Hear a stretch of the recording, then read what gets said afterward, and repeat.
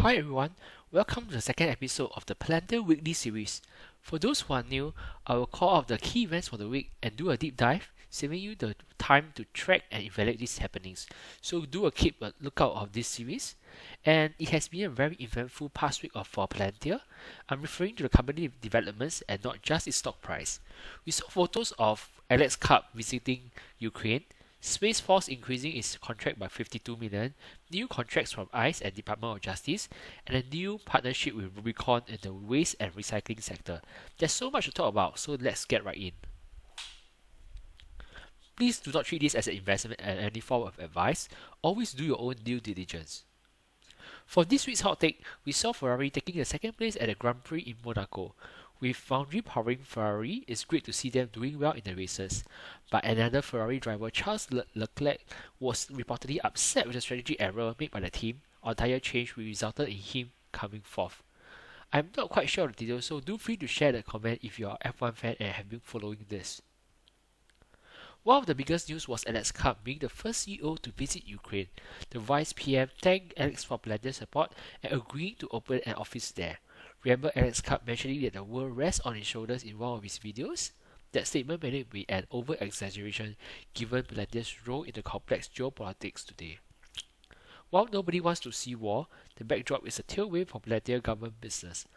If Gotham and/or Foundry has proven its capability in defending Ukraine, then Europe and NATO may possibly be very keen on what Palantir can offer.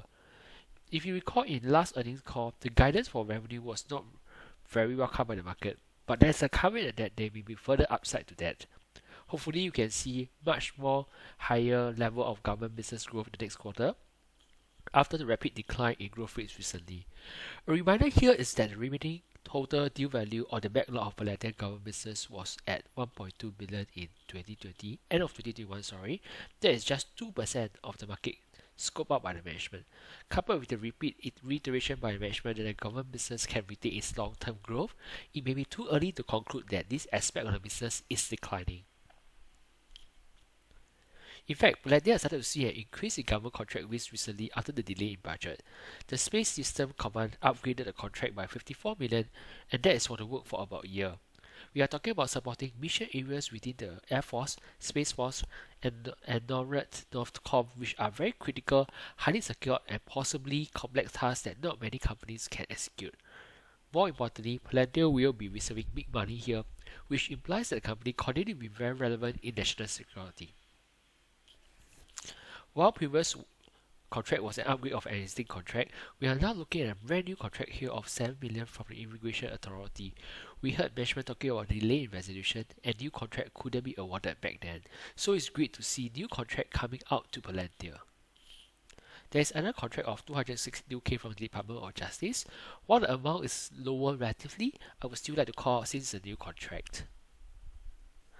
This is another effort by Palantir to establish itself as an operating system of choice not only for a company but for an entire industry. Rubicon has set up a digital ecosystem in the waste and recycling sector, and Foundry will be the OS powering these initiatives. So who is Rubicon? The company was founded in 2008 to disrupt a very mature waste and recycling sector that has a global TAM of 2.1 trillion. The idea was to digitalize and adopt a data-centric approach throughout the whole value chain, as you can see on the screen. It has 8,000 plus number of haulers in its network, 8,000 plus customers, 8 million plus unique service locations, and across 20 plus countries. Their clients consist of marquee companies like Starbucks, 7-Eleven, Wells Fargo, AT&T, Amazon, Wendy, Walmart, and many more. So you see a small but growing company attempting to solve a big problem involving a large industry, and centered to that is that Foundry powers the day-to-day operation.